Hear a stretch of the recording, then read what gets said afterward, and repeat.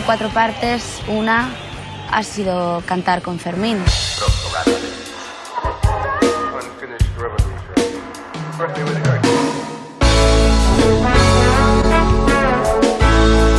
Estatuetara sartu behar ginenean, bagenekien, agian arazoak izango genituela, baina ez hainbeste.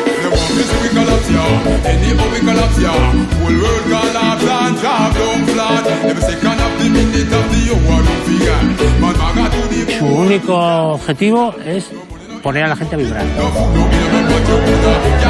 Here's a guy who spent his career using music as a way to fight. Parece mentira, pero hace ya 10 años que Fermín Muguruza no puede tocar en Madrid. Però ho continuarem intentant perquè som incapaços de fer un pas enrere.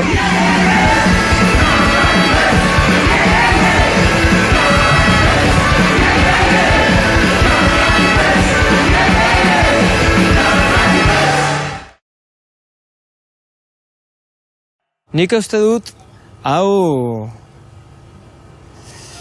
bai azkeneko bira izaten dela.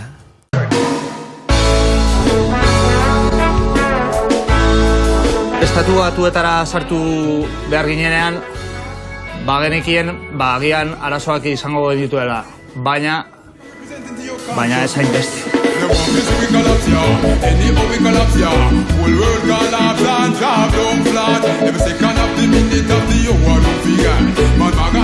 Su único objetivo es poner a la gente a vibrar.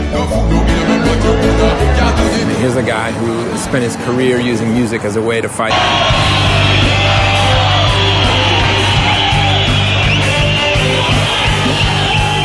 Si mi vida tiene 4 partes, una ha sido cantar con Fermín.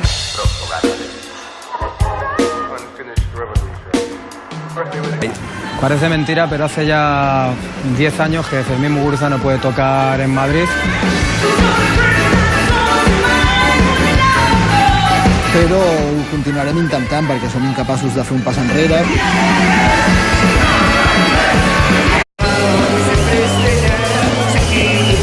Sobre que vaya, que se haya